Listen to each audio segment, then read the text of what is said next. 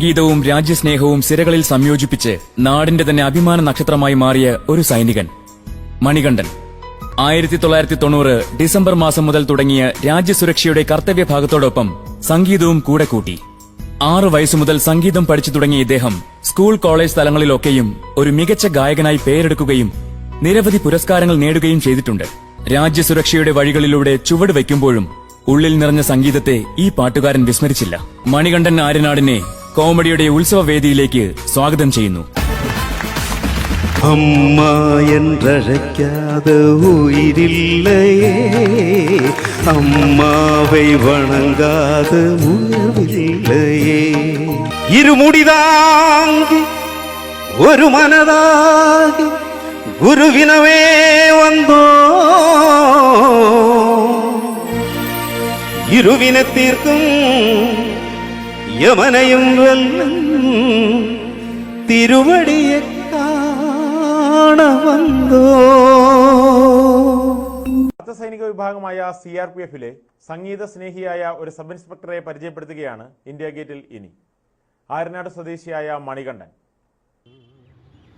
വാലിട്ടെഴുതിയ നീലക്കടക്കണ്ണിൽ മീനോ, ഓലഞ്ഞാലിക്കുരുവിയോ, കൂടുകൂട്ടും പുളകമോ, പീലി വീശിയാടും മാമയിലോ. ഈ സംഗീതമാണ് മണികണ്ഠന്റെ ജീവിതം. പാട്ടുകളോടുള്ള സ്നേഹവും ആവേശവും കാക്കിയണിഞ്ഞ ശേഷവും ഉപേക്ഷിക്കാനാവില്ലെന്ന നിലപാട് ജോലിസ്ഥലത്തെ മേൽജീവനക്കാരെ കൊണ്ടുപോലും അംഗീകരിപ്പിച്ചതിന് ഒരു മണികണ്ഠൻ ടച്ചുണ്ട്. അത് മണികണ്ഠന്റെ ജീവിതകഥ തന്നെയാണ്. കന്യാകുമാരി ജില്ലയിൽ നിന്ന് തിരുവനന്തപുരത്തെ ആര്യനാട്ടേക്ക് താമസത്തിനെത്തിയതാണ് കുടുംബം.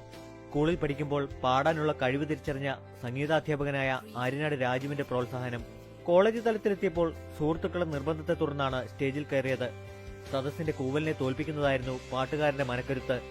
കൂവൽ കയ്യടിയായി മാറിയ നെടുമങ്ങാട് കോളേജിലെ വേദി മണികണ്ഠനെ വളർത്തുകയായിരുന്നു.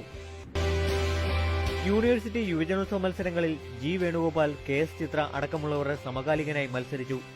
കാട്ടക്കട ക്രിസ്ത്യൻ കോളേജിൽ ബിരുദ പഠനത്തിനിടെ ലളിതഗാനത്തിൽ ലഭിച്ച പുരസ്കാരം ആർട്സ് ക്ലബ് സെക്രട്ടറി സ്ഥാനത്തേക്ക് മത്സരിച്ച് ജയിക്കുന്നതിലേക്ക് ഗായകനെ ഉയർത്തി. നെയ്യാറ്റിൻ കരവാഴും കണ്ണാ, നിൻ മുന്നിലൊരു നെയ്വിളക്കാവട്ടെ എന്റെ ജന്മം, കണ്ണിനു കണ്ണായൊരുണ്ണിക്കു തിരുമുമ്പിൽ കർപ്പൂരമാവട്ടെ എന്റെ ജന്മം. തിരുവനന്തപുരം സരിഗ ഓർക്കസ്ട്രയിലൂടെ അങ്ങനെ ഗാനമേള സ്റ്റേജുകളിലേക്കുള്ള വഴികളും തുറക്കുകയായിരുന്നു. ഇതേ കാലയളവിൽ പാലൽ കോളേജ് അധ്യാപകനുമായി. സ്ഥിരവരുമാനത്തിനു വേണ്ടിയുള്ള അന്വേഷണമാണ് CRPF ജോലിയിലേക്ക് എത്തിച്ചത്. കലാപ്രവർത്തനങ്ങൾക്ക് വിഘ്നം വരുമെന്ന ആശങ്കയോടെ 1990 ഡിസംബറിൽ ഗായകൻ കാക്കിയണിയാൻ ഡൽഹിയിൽ വണ്ടിയിറങ്ങി. പ്രതീക്ഷിച്ച പോലെ കലാപ്രവർത്തനം പെട്ടിയിലായി. 6 വർഷം പാട്ടുപെട്ടി തുറക്കാനായില്ല. അങ്ങനെ മദ്രാസിലേക്കൊരു സ്ഥലം മാറ്റം തരപ്പെടുത്തി. മദ്രാസിൽ നിന്നും ഡൽഹിയിലേക്ക് തിരികെ വണ്ടി കയറുമ്പോൾ എന്തു വന്നാലും കലാജീവിതം ജോലിക്കൊപ്പം തുടരണമെന്ന നിശ്ചയദാർഢ്യം മണികണ്ഠന്റെ മനസ്സിലുണ്ടായിരുന്നു. CRPF ക്യാമ്പ് വിട്ട് മലയാളികൾ തിങ്ങിപ്പാർക്കുന്ന ദിൽഷാദ് ഗാർഡനിൽ താമസമാക്കിയ ശേഷം 1999 പ്രണവം ഓർക്കസ്ട്ര എന്നൊരു ഗാനമേള ട്രൂപ്പുണ്ടാക്കി. ഡൽഹിയിലെങ്ങും പിന്നീട് നിരവധി വേദികളാണ് അദ്ദേഹത്തിനായി തുറന്നു കിട്ടിയത്.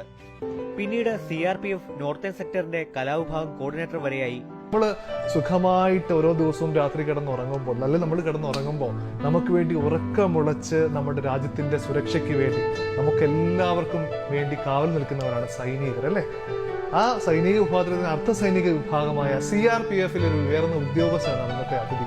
അപ്പൊ നിങ്ങൾ വിചാരിക്കും അതെ, അദ്ദേഹം നല്ലൊരു പാട്ടുകാരനാണ്, അദ്ദേഹം വലിയൊരു കലാസ്വാദകനാണ്. സ്വാഗതം ചെയ്യാം ശ്രീ മണികണ്ഠൻ ആര്യാണ്. സ്വാഗതം മണിച്ചേട്ടാ. നമസ്കാരം. നമസ്കാരം.